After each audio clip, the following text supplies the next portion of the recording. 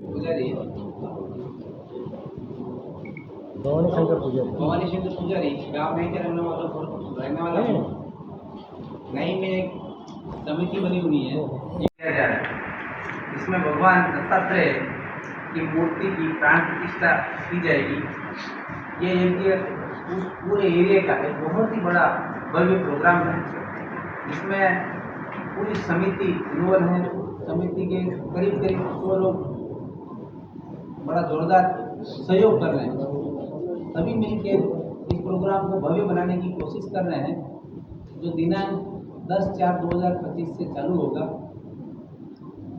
10/4 के बाद 10/4 के दिन करीब 6-7 प्रोग्राम है। शाम को 4 बजे भव्य कलश यात्रा रखी हुई है, जिसमें 108 कलश की यात्रा रहेगी। उसमें करीब 1000 लोग आने की संभावना है। ये कलश यात्रा जलार से शुरू होगी, नाई ग्राम को कवर करेगी, उसके बाद नागेश्वर की जाके समाप्त होगी। उसके बाद 11 को भी है, 12 को भी है, 13 को भी है। इस प्रकार से पंचकुंडी महायज्ञ है, जिसमें करीब 35 से 40 पंडित रहेंगे और 25 यजमान उसमें आहुति देने वाले रहेंगे। जो 14 तारीख को प्रोग्राम है, उसमें करीब 10,000 से 15,000 पब्लिक आएगी और 3100 कलश की शोभा यात्रा रहेगी।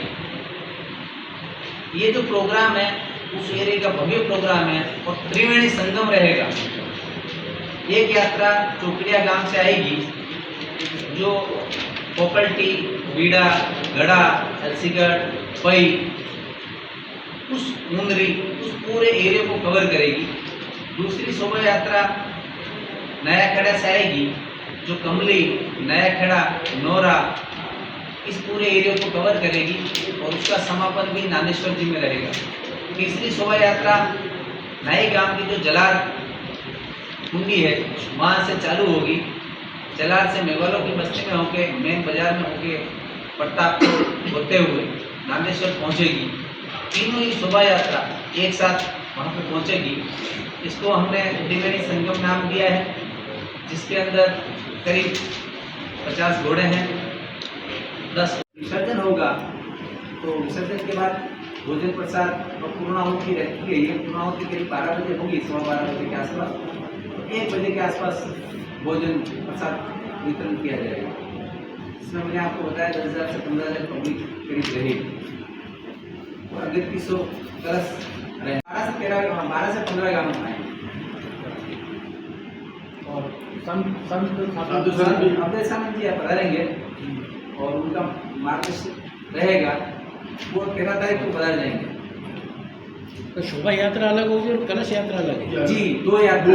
शोभा यात्रा है, शोभा यात्रा के अंदर 50 घोड़े हैं, 10 ऊँट हैं, हाथी हैं, 4 बग्घी हैं, जिसका त्रिवेणी संगम होगा। और कलश यात्रा है वो दिनांक 10/4 को रखी है शाम को। शोभा यात्रा सुबह है 10 बजे, सुबह शाम को कलश है। नहीं, शोभा यात्रा 14 को है। 14 को जब समापन होगा उससे पहले शोभा यात्रा है और कलश यात्रा 10 को है। तो समय सवेरे का ही रखा है ना? हाँ, समय सुबह का। शोभा यात्रा का समय सुबह का है और कलश यात्रा का समय जो शाम का, कल शाम को है। ठीक है, कल शाम को कलश यात्रा। नागेश्वर जी सर कभी साल भर में 2-3 प्रोग्राम होते रहते हैं। 3100 कलश है शोभा यात्रा में जी और कल 101 कलश है। कल 108 108 जी। कल जो कलश है वो मिट्टी के कलश है। अच्छा, उस दिन वाले वो अलग वो होंगे। स्टील वाले कलश है। उसके बाद एक अमरगिरी जी संत पधारे थे। उनकी एक इच्छा थी कि यहाँ पे दत्तात्रेय जी की स्थापना की जाए। उनके मन की भावनाओं को ध्यान रखते हुए उनका स्वर्गवास हो गया था 2009 में। उनके स्वर्गवास को देखते हुए उनका स्वर्गवास होने के बाद उनकी जो समाधि बना दी गई, लेकिन गांव के लोगों की इच्छा थी कि यहाँ पे महाराज की जो इच्छा है उस इच्छा को पूरी की जाए। उसके उपलक्ष्य में तैयारी की जाए। हमारा सभी कार्यकर्ता तो काम में लगे हुए, बाकी यहाँ पूरा परिसर भर जाता। हर व्यक्ति इस लग रहा है बहुत बिजी है। पंचकुंडी यज्ञ जो होने जा रहा है ये दिनांक 10/4 से चालू होगा,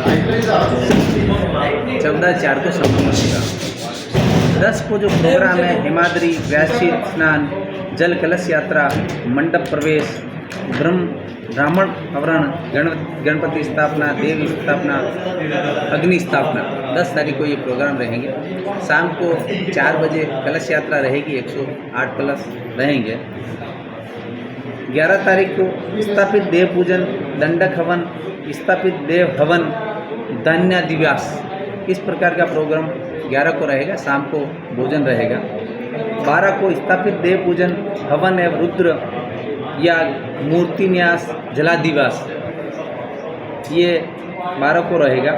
13 को स्थापित देव पूजन, हवन, चंडीयाग, मंदिर न्यास, मंदिर स्नान, शयादिवास, इस प्रकार का प्रोग्राम रहेगा। 14 को कलश यात्रा रहेगी। सुबह 7 बजे से कलश यात्रा रहेगी और वो कलश यात्रा 11:30 बजे मंदिर की स्थापना को पहुंचेगी। 12:15 बजे पूर्णाहुति रहेगी। पूर्णाहुति के बाद प्रसाद वितरण किया जाएगा, सभी को भोजन प्रसाद दिया जाएगा। और भोजन में जो व्यवस्था दी गई है, बैठकर भोजन करने की व्यवस्था दी गई है, उसमें जूते चप्पल वगैरह अलाउ नहीं है।